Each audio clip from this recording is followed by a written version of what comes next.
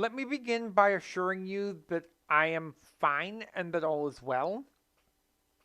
I have spent the better part of the last 2 months or so teaching myself COBOL and Python and trying to develop a blog based around the idea of building the networks of mutual assistance that I see as being necessary to survive not only the next 4 years of a Trump presidency, but the decades of damage that are likely to follow. Now, one important part of this is going to be being able to build secure networks of communication. In a sense, information security or InfoSec will matter to activists now more than ever, especially since many of us are now seen as enemies of the state based on Trump's recent decision that Antifa is a terrorist organization, even though to me Antifa is not any sort of organization, it is more of a collection of tactics. Now, the winter 2020 issue of the venerable Hackers Journal 2600 had an article by Terry Clark II titled Maximizing Privacy in a Digital World. What the article proposed is 3 levels of upgrading information security that I think could apply to activists and others in general. The most basic level are things that many of us are probably doing every day. One thing it suggests is rather than have to constantly remember passwords, which leads to people either reusing them or making passwords that are easy to remember and by extension crack, is to make use of password generators and keepers such as LastPass or KeePass. LastPass is familiar to many people as it is a cloud-based password keeper and also does have some capabilities of generating passwords. It does, however, have the problem of being in the cloud, which brings the risks associated with that. If a user does not feel comfortable having their passwords in the cloud, another option might be to look at a program like KeePass.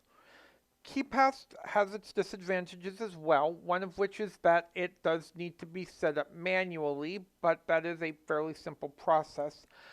The other concern is that it does not sync. If you have it on multiple computers or multiple devices, you would need to update all of them individually.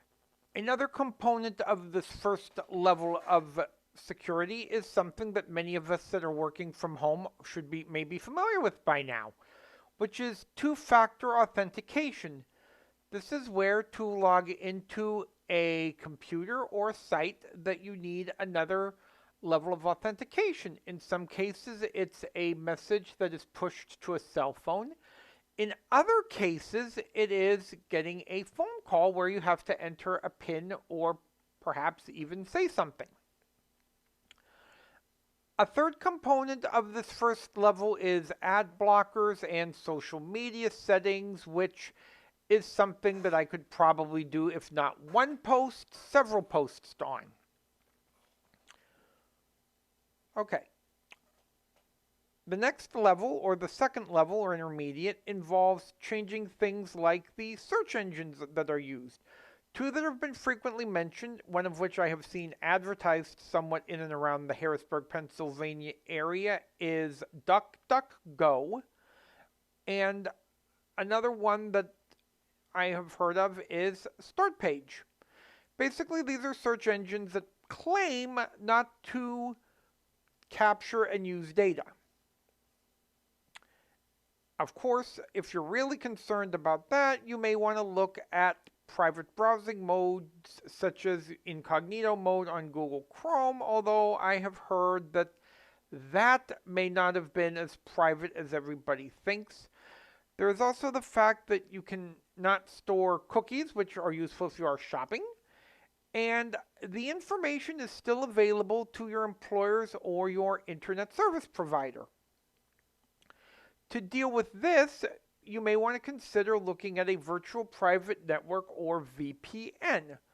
of which there are several out there.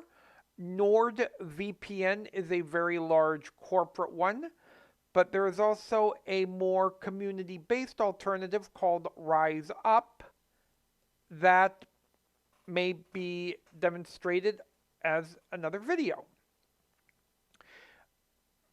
If you want to take private browsing to the highest level, you would probably want to look at the ever-present and ever-familiar Tor browser. What Tor does to maintain privacy is that it routes the traffic through a set of hosts, all of which are maintained by volunteers. Tor does have some major problems, one of which is that it can be slow, a price for security, and many sites do not work well.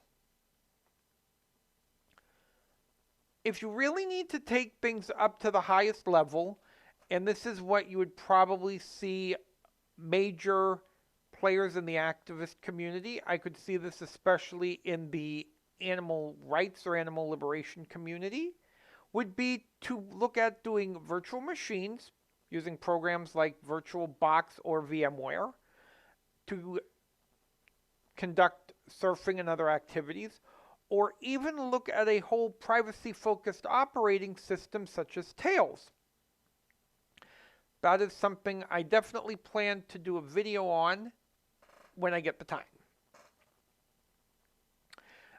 As a personal matter, one could actually move through these levels or perform different tasks at different levels. Much of your day-to-day browsing and surfing could easily be conducted at the first level. Researching information that may be too hot to handle could be conducted at level 2. And doxing fascists in the field could be definitely done on the third level and perhaps even using a whole separate computer.